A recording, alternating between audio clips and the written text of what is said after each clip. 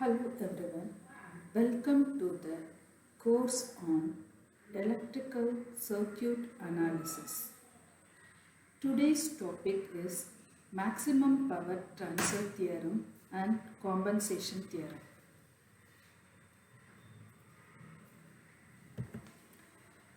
These are the topics we are going to discuss today. First is the maximum power transfer theorem. Definition. For a linear network, maximum amount of power is transferred from source to load impedance if the load impedance is the complex conjugate of the total impedance of the network. Okay. Now, what do you mean by this maximum power transfer? We are having the generating station at one end and the consumers, that is we are at the other end, right? In between we are connected by the transmission lines. Okay, so everyone aims at the maximum power that can be transferred from generating station to the load, right? So for that they are trying to analyze the circuit and trying to find out that at what condition the maximum power can be transferred. Okay, so this entire source, it is nothing but the generating station and the transmission lines which are converted to their equivalent Thevenin circuit, right? This is V Thevenin, this is nothing but the generated voltage at the generating stations, okay? And this Z Thevenin or Zg indicates that the impedances involved in the generating as well as the transmissions. Okay, so when we are converting to equivalent circuit, then we will get this. Okay, now this side we are having a load, that is consumer loads, different loads like industrial loads, commercial loads and domestic loads. Everything we are combining together and we are making it as a load here. Okay, this load impedance indicates the indicated by ZL.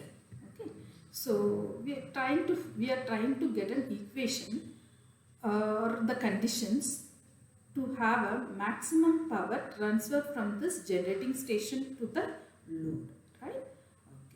Okay. So what we are primarily aiming is to reduce the losses, right? To reduce the losses. But later on we can check that this cannot be achieved. Even if it is considered as a maximum power transfer, but we cannot reduce the losses, like we can see it at the end. Okay. So to find the condition for maximum power transfer, these are the equations we have. It has been written, right? I is nothing but the current from this generating station to load. So there are two impedances. So it is Vg divided by Zg plus ZL. Okay, those impedances are having resistive part as well as the reactive part. So it is a real part as well as imaginary part in both the generating or Thevenin impedance as well as the load impedance. Okay. Now, what is the power transfer? Like there are two types of powers we have. Like no, three types of power we have seen, right? For AC circuit. First one is apparent power. Second one is the real power or true power, and third one is the reactive power, right? So this apparent power we are trying to maximize it, right? So what is the power transfer? It is nothing but the power consumed at this load point. Okay, so it is nothing but I square into ZL, right? So it is I square into RL plus JXL. Okay, now we are trying to maximize the apparent power with respect to ZL. It means that we are trying to vary the ZL and trying to find out at what point the maximum power can be transferred. See, one thing we have to note that since it is generating station and the transmission line, we cannot change this, right? So we can change only ZL alone, right? So it is in our control, right? Rather than this one, this is in our control, right? So we are trying to increase this value or decrease this value and try to find out at what value the maximum power is transferred. That's why we are doing DST with respect to DL. Okay. So once we are doing this differentiation with respect to GL and we are equating it to 0, that is the maximum point where the it is the point where the maximum power is transferred, right? After simplification, one can see that Rg will be equal to RL and Xg will be equal to minus XL.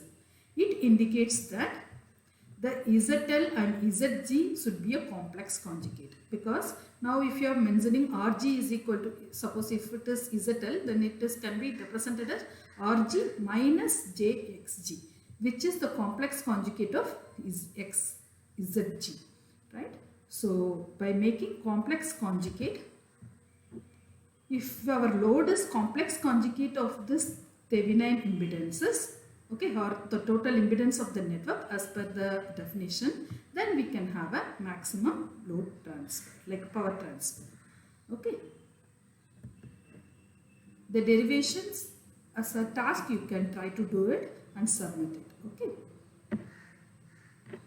You have to expand this differentiation, and you have to apply this and try to find out and try to get this criteria.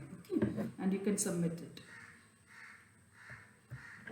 Okay, so let us go in depth. So what was the aim initially? It was to reduce the losses, right? It was to reduce the losses, thereby increasing the maximum power transfer, because we are generating at one end and we are observing at the other end, right? So the maximum power transfer from the generating end to the observing point, it has to be increased. Then only it will be economically benefit also, right? So they are trying to reduce the losses. Okay. So here it has been given two circuit. One is the Thevenin equivalent circuit. Another one is the Norton equivalent circuit. Okay.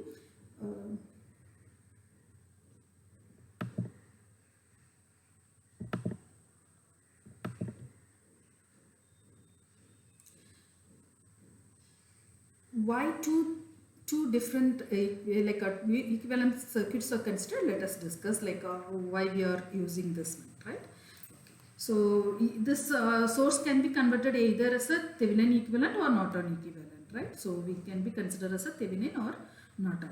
Okay. So when we are considering here, what we have, V Thevenin is 10 volts and R Thevenin is 5 ohms, and RL we are trying to vary from 0 to 10 ohms, right? We are varying from 0 to 10 ohms. Here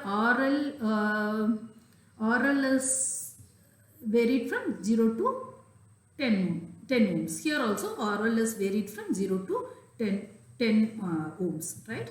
So the power observed by this RL will be represented by this PL, and power observed by this resistance RL will be observed given by this PL. Okay, so here I am not considering impedance, but you can try with the impedance also. For easy understanding, I am just writing only this RL. Okay, and if you are comparing these two, okay, here I have marked I0 and here I have marked V0. But when you are considering these two, as I said in the Thevenin's and Norton's equivalent circuit, this I0 and V0 will be same, irrespective of whether you have converted from Thevenin equivalent or Norton equivalent. Okay, so whatever the current coming from here, it will be I0, and whatever the voltage across this will be V0, right? This will be V0.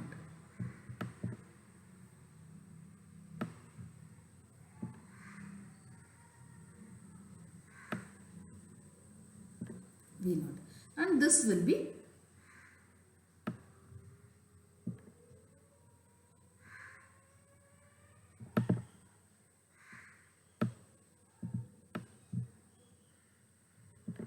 I0, right? So irrespective of whatever you are converting, the outside voltage, whatever you are getting, it will be equal to V0 and I0 depending upon this RL value. Okay, this load resistance. Okay, so in this graph, this I0 and the same I0 can be represented here also, and the same V0 can be represented here also, right? So since I0 and V0 is same in these equations, so PL will be same. What is PL? PL is the power observed by this RL. It is the power transferred from the generating station to load, right? So this PL, if you are considering this, in this case PL is same, right? In this case PL is same, right? So this is the PL, right? So we are trying to get at what point we are getting a maximum power, right? When we are checking this one, when we are expanding this one can see that we are achieving a maximum power at this point, that is 5 ohms, right? At this point 5 ohms. After this it is decreasing. Okay, so this is the point. Okay, so this is the point where we were achieving this maximum power. So it is RL is equal to, at that point when we are checking what is the RL? RL is the 5 ohms. So this satisfies this one, right? The criteria. The RL should be equal to RThevenin, then we are getting the 5 ohms, right? And then we are trying to find out at the maximum power transfer what is the efficiency, right? What is the efficiency? When we are checking the efficiency, okay, efficiency are marked to scale to 20. It means that 20 means it is a 100% efficiency, and 10 indicates that it is a 50% efficiency in both the cases, right? So when we are considering this point, it is like 50%. Efficiency is 50% in both the cases, right? Efficiency is marked by the magenta line. So this magenta line indicates that it is 50% efficiency is there. Okay. So it is not 100% efficiency. Okay. So it is not 100% efficiency, which says that even though the maximum power is transferred, the efficiency is only 50%. Okay. So what is efficiency? Efficiency is nothing but the power output divided by input. What is the output here? Output is this PL, and what is the input? It is PG. So efficiency will be PL by PG. Right? What is PG? PG is nothing but VThevenin into I naught. VThevenin into I naught. Right? PG is nothing but P generation. Or here it is P generation. Right? VThevenin into I naught. Right? Okay. So here it is IN into V naught. IN into V naught. The voltage across this one is same as this one. So it is IN into V naught. Okay, so this is the P generation. Okay, but the efficiency is 50%. It means that whatever the input we are giving, only 50% is getting transferred. Okay, what about the remaining 50%? It is considered as losses, right? So it is lost in this RThevenin. Okay, it is considered as like RThevenin. At the RThevenin there is some losses. Okay, so. And another point we can note down is that see here when we are checking with the VThevenin with the equivalent circuit, the efficiency is increasing, or efficiency is increasing from 0 and is trying to achieve, like after too many, like a large value of RL, it is attaining 100. Slowly it will be rising and it will be slightly increasing, and after some time only it is going to reach this 20. Okay, whereas here in this Norton equivalent circuit, one can see that the efficiency is decreasing from 100% to lowest value when we are increasing this RL load. Right? So what we can infer from here is, see, when our RL is greater than the RThevenin, when our RL is greater than the RThevenin, which will be the efficient method of generating the power? It is by voltage source, right? It is from voltage source, right? When we are increasing the RL beyond this R, our efficiency is increasing. Okay, efficiency is increasing. So here, whenever RL is decreased, then the efficiency is good, right?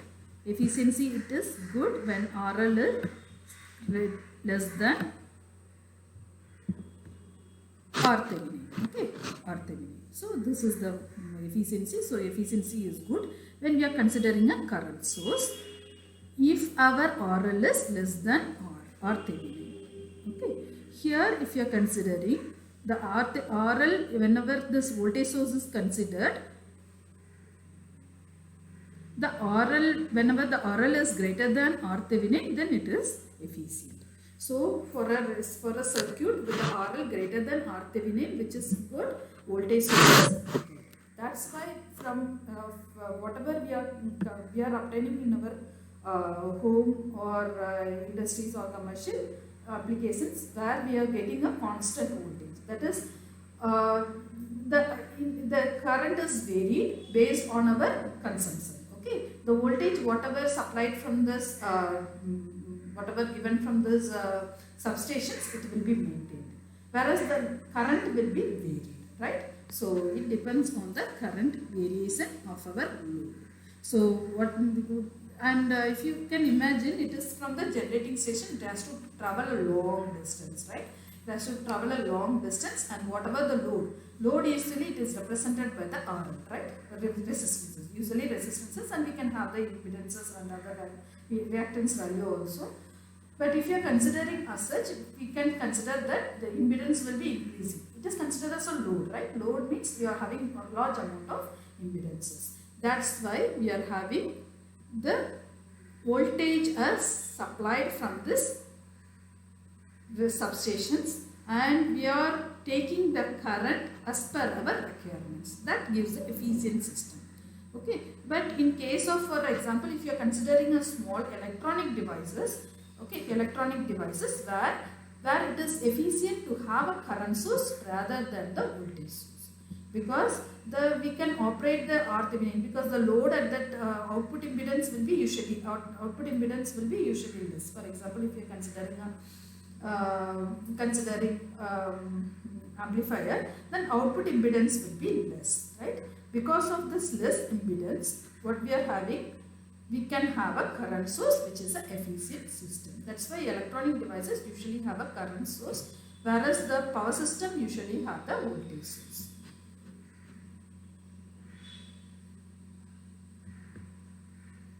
Next is the compensation theorem. Definition.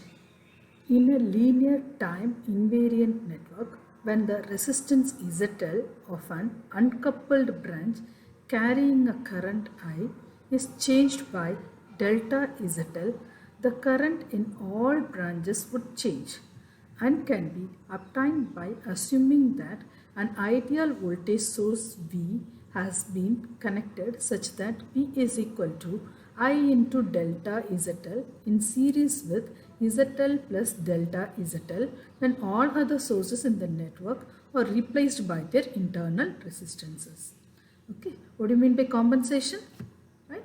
If there is some changes, then we that changes can be reflected by compensating it, right?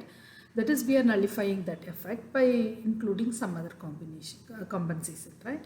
So here, for example, till now whatever the theorem we have observed the changes in the voltage or current. Okay, but this compensation says for the changes in the impedances. Okay, so whenever there is some changes in the impedances, there will be changes of the current. Say for example, here it is the impedances is changed from ZL to ZL plus delta ZL. Because of this delta ZL, there is a current change in the current also, that we can consider as delta I.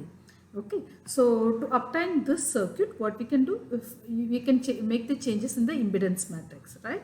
But other way of doing is, we can have an original circuit with ZL and the current I, original current. Okay, after that we can add the whatever the changes, it can be added as a voltage source, right? It can be converted to the voltage source, and then we can add to the network. Okay, here what we have done is like a V is equal to I into ZL, which is added just opposite to the current. Initially the current was in this direction, so the voltage source is connected just opposite to this, because the current from the voltage source will be flowing from the positive terminal, right? So it will be flowing like this, and this current is in the opposite direction. Okay, we are compensating it. Okay, compensating means like if it is plus, then we will be including minus. Minus means plus. Okay, that is a compensation. So if you add these two circuits, we will be getting this equation. Okay, one question may arise, what is the importance of this compensation theorem, why we are using is, why can't we use the modified version of this impedances, why we are going to use and modifications in the voltage or current. Okay, so actually what is the reason behind is, see, our electrical network, it is a very large, huge network, right? So these have large number of impedance matrix. Okay, so for finding the current or finding the voltage, for finding the current in terms of mesh equation and finding the voltage in terms of nodal equation, we have to invert that particular impedance matrix. Okay, for taking that inverse matrix, if it is small matrix, then no problem. But since it is a huge matrix, because of the large grid, we are having a huge impedance matrix. Converting and inverting it will be very difficult. Okay, so and it takes lot of time. To avoid the computation time, what they have done is, initially we have calculated this original matrix, that is remained as such. So you will be calculating some current and voltages and whatever branch currents and nodal voltages you might have been calculated. Okay, so that we will keep it as such. The changes which are made, which can be converted to voltage or current sources, right? So when we are converting the changes to current or voltage sources, we can just simply add the current effect to this one. Okay, why we are again, one more thing we have to note down is, we are doing all the, or we are removing all the sources. Okay, since it is a voltage source, we have short circuited it, but if it is a current source, we might have been done this open circuiting, right? So we are removing all of the sources. So the matrix or the voltage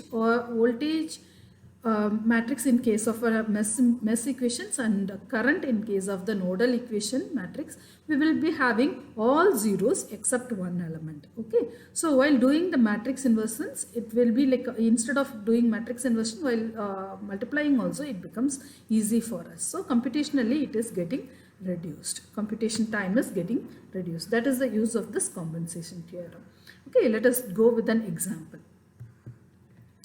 Let us consider that this is the on circuit, right, which is having the independent source also. Okay, so independent source, if you are removing this, then becomes an independent source. This irrespective of dependent or independent source, the compensation theorem works. Okay, so this is the circuit, and we are initially that the impedance at this point is 2 plus 0j, but because of some addition of loads, we are having 2 plus 5j ohms. Okay, so we are trying to find out the compensation theorem, verify the compensation theorem. Okay, before changing this ZL, that is 3 plus 2j, this should be 3, not 5, 2. Okay, so this would be 3. This would be 3 plus 5j. Okay, so before changing it to this one, we will be having this matrix. Okay, the diagonal elements represents the loop equations, like impedance in the particular loop, and the off diagonal elements represents the impedances between two loops. Okay, so similarly we have written all these things, and whatever because of this 0.5 V not dependent voltage source, we are having additional terms in this impedance matrix. Okay, so initially we are having 3 plus 0j at this I3 loop current. So this is this one. Okay, I3 loop current we are having, and we are having only one voltage source, 10 plus 0j ohms, and this is converted or it is rearranged to be present in this impedance matrix. Okay, so that's why we are having 0, 0 here, and we got this I1, I2, I3 loop currents. Okay, this is the original matrix. Okay, this is the original matrix. Now we are going to compensate it. Compensate this extra 3 plus 5j. This is not 2, this is 3 plus 5j. We are trying to compensate it. Okay, so this is the circuit here.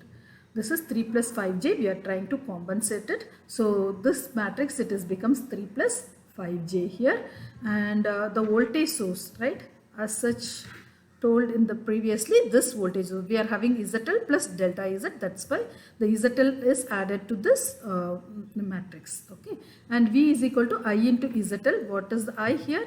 Original current of I3 is 1.111, so that is multiplied by the delta J. Delta JL is nothing but 3 plus 5J. So we are multiplying and we are taking the negative of that. We are compensating it. Initially that current, whatever it is coming, it is considered as positive. Now it is considered as negative here. Okay. All other sources we are making it 0, 0 here. Okay. So this is the advantage. This matrix, it becomes like a 0, 0 only except one element. Okay. So this is also easy for us to find out what is delta I3. We can observe that delta 1, delta 2 is becomes 0 and only delta 3 exists. Okay, now if you are adding this loop equations with this changes in the loop equation, then we will be getting the compensated after the variation of delta ZL. After including delta ZL, this is the equation we are getting for the loop currents. Okay, this is similar to our superposition theorem, right? So this was the original matrix. After addition of delta L or compensating that particular delta L, we are getting this current and we are adding, so we will be getting the original that is current of after adding this ZL. Okay, so this can be verified by including the variations over here. Okay, so instead of this was original matrix, this is 0, 3 plus 0J. Now we are trying to verify it in simply putting 5 plus 5J and we are trying to find it out. The answer in both the cases is same. Okay, this verifies the compensation theorem.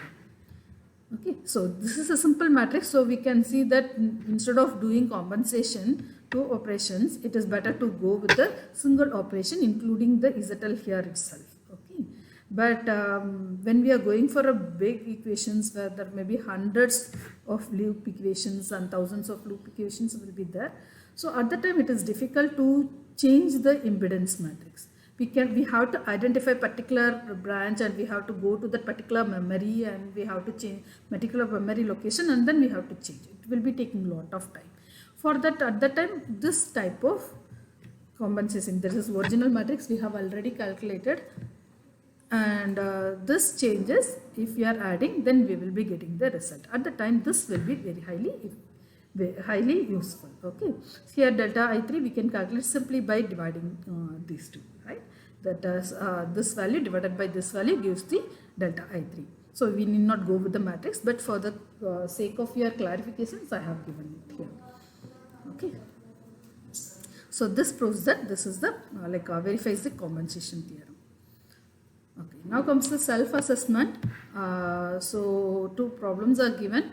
The same problems which you have seen in the other theorems also. Here also it is given. Verify the compensation theorem if the maximum power has to be transferred to the branch having 4 minus 4J ohms impedance.